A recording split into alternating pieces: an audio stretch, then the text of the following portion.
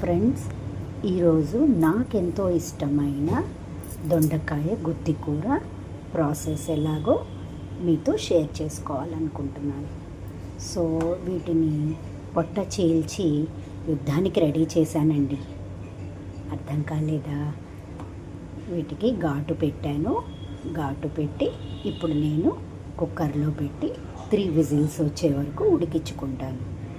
So కుక్కర్లో పెట్టాలంటే కాసిన వాటర్ పోసుకోవాలి కదా.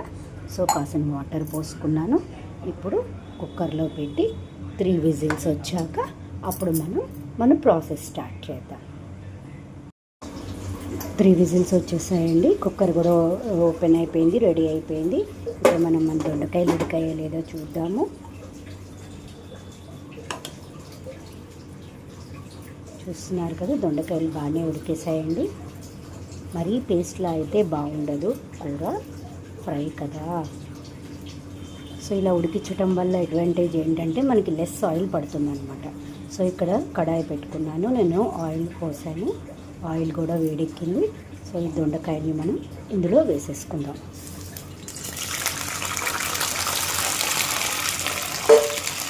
ఏ ఐటమ్ అయినా సిమ్లో పెట్టి చక్కగా వేయించుకుంటే అన్ని వేపులా వేగుతాయి, మనకి టేస్ట్ కూడా చాలా బాగుంటుంది.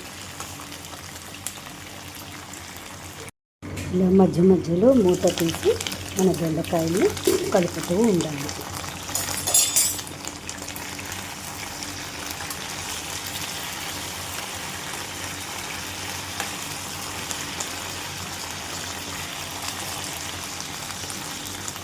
మళ్ళీ మూత పెట్టేసుకోండి. ఇంకొకసారి మూత తీసి కలుపుకుందాం.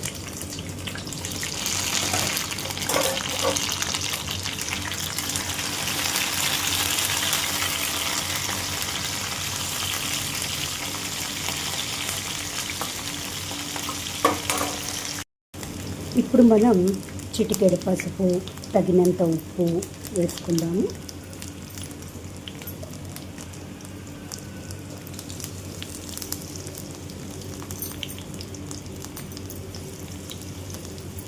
మళ్ళీ ఒకసారి కలుపుకుందాం.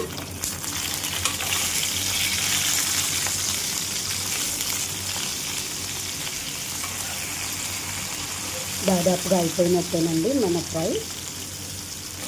ఇంకొక 2 మినిట్స్.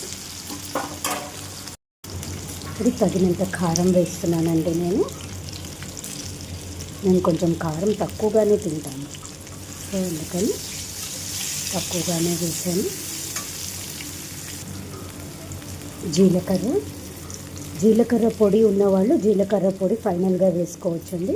ఈరోజు నాకు జీలకర్ర పొడి అవైలబుల్గా లేదు, సో అందుకని నేను జీలకర్ర వేసుకున్నాను. ఇది కూడా టేస్ట్ వస్తుంది. సపోజ్ మీకు ఆయిల్ ఎక్కువగా ఉంది, అడుగున ఆయిల్ మిగిలిపోయింది అని అనిపించింది అనుకోండి, కొంచెం ఫైనల్గా శనగపిండి జల్లుకుంటే ఏదన్నా ఆయిల్ ఉన్నా పీల్ చేసుకుంటుంది. అప్పుడు మనకి కూర చాలా బాగుంటుంది అండ్ టేస్ట్ కూడా రెట్టింపు అవుతుంది అన్నమాట. సో ఎంతో టేస్టీ దొండకాయ ఫ్రై రెడీ.